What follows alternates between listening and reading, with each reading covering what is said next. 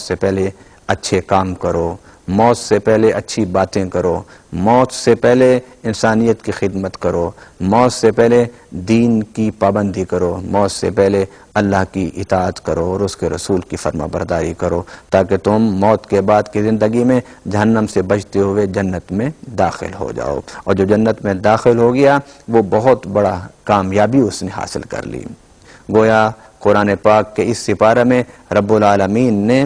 اور صاحب ایمان لوگوں کو، صاحب عقل لوگوں کو اس بات کی دعوت دی کہ اللہ کی کائنات میں تفکر اور تدبر کریں، اور پھر اس واقعے کے بعد اللہ تعالیٰ نے چند دعاؤں کا ذکر فرمایا، اور جن دعاؤں میں رب العالمین نے فرمایا کہ اے انسان تو اللہ سے کہے کہ مجھے رسوائی سے بچا، اے انسان تو اللہ سے کہے کہ مجھے جنت میں داخلہ عطا فرما، اور اگر تو نے مجھے رسوائی سے نہ بچایا تو میں ذلیل و خوار ہو جاؤں گا۔ پھر اس کے بعد فرمایا ربنا آتنا ما وعدتنا علی رسلک ولا تخزنا یوم القیامہ، کہ تو نے جو اپنے رسولوں سے وعدہ کیا ہے ان وعدوں کے مطابق ہمیں عطا فرما اور ہمیں قیامت کے دن رسوائی سے بچا لے۔ اور پھر اس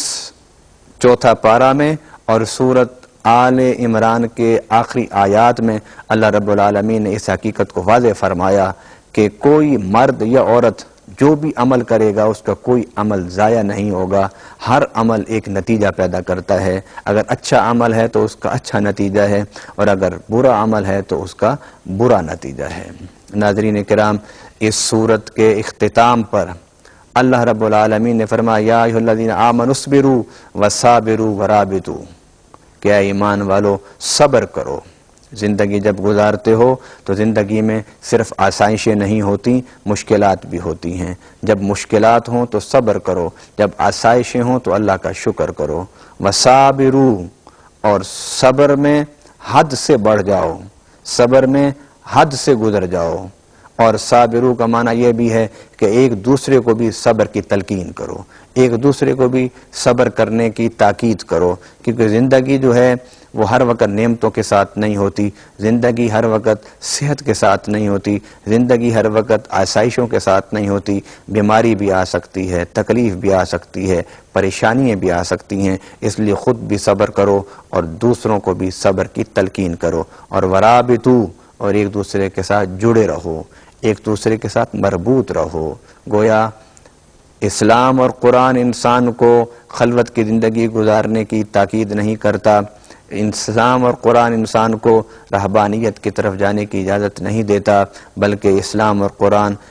پابند کرتا ہے ایک انسان کو کہ وہ اپنا رابطہ اللہ کے ساتھ بھی رکھے اور اس کی مخلوق کے ساتھ بھی رکھے۔ سیدنا عمر رضی اللہ تعالیٰ عنہ نے فرمایا کہ تم دن کے مجاہد بن جاؤ اور رات کے راہب بن جاؤ۔ گویا فرمایا اس آخری آیت میں رب العالمین نے صاحب ایمان لوگوں کو اس بات کی تلقین فرمائی کہ تم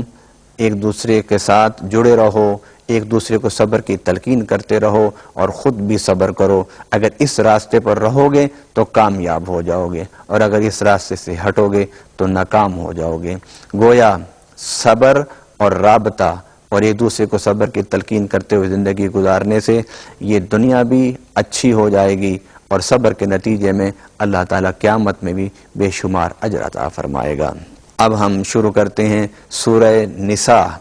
جو قرآن پاک کے چوتھے سپارہ کے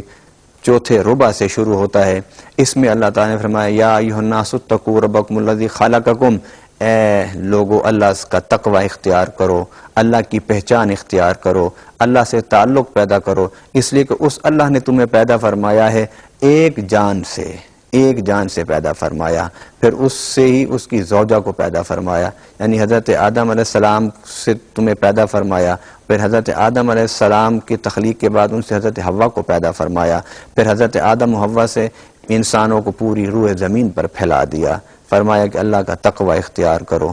اللہ کا تقوی اختیار کرو۔ اور اللہ کا تقوی کیوں اختیار کرو؟ کہ وہ تمہارا خالق ہے، وہ تمہارا مالک ہے، وہ تمہارا ہادی ہے، وہ تمہیں زندگی دینے والا ہے، وہ تمہیں عزت دینے والا ہے، وہ تمہیں بزرگی دینے والا ہے، وہ تمہیں سہولتیں دینے والا ہے، وہ تمہیں نعمتیں دینے والا ہے، وہ تمہیں اولاد دینے والا ہے، وہ تمہیں اختیار دینے والا ہے، وہی تمہیں اقتدار دینے والا ہے۔ تو وہ اللہ جو تمہارا خالق ہے اور جو تمہارے ہر کام میں تمہاری مدد و نصرت کرتا ہے، اسی کا تقوی اختیار کرو۔ اس پارہ میں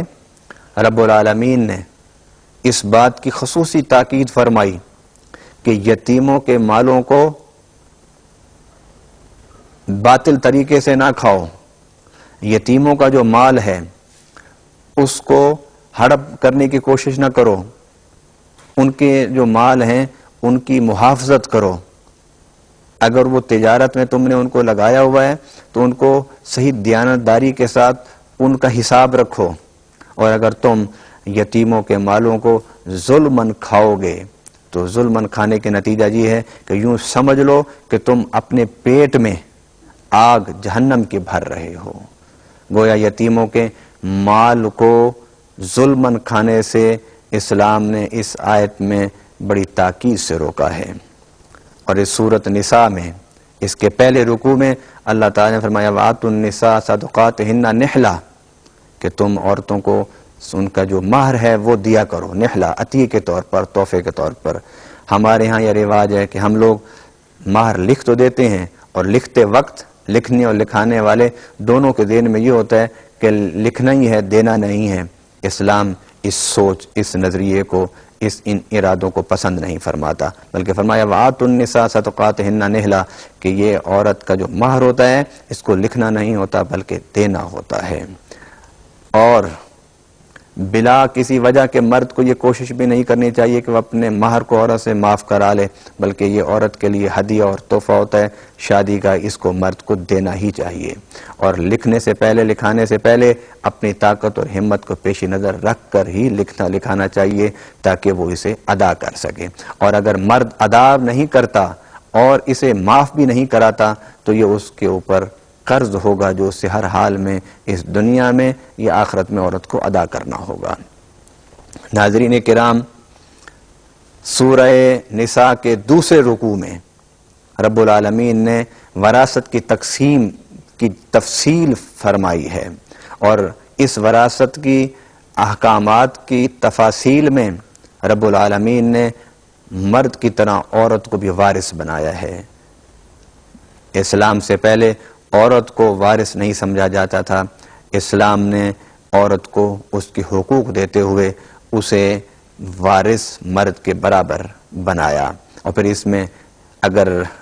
بیٹا مر جائے تو باپ اور ماں کی وراثت کا ذکر ہے، اور اگر ماں باپ مر جائیں تو اولاد کے حصوں کا ذکر ہے، اگر خاوند فوت ہو جائے تو بیوی کے حصے کا ذکر ہے، اگر بیوی فوت ہو جائے تو خاوند کو اس کا وارث بنایا ہے۔ گویا جتنے رشتے، جتنے قرابتیں ہیں، رب العالمین نے ان سب کی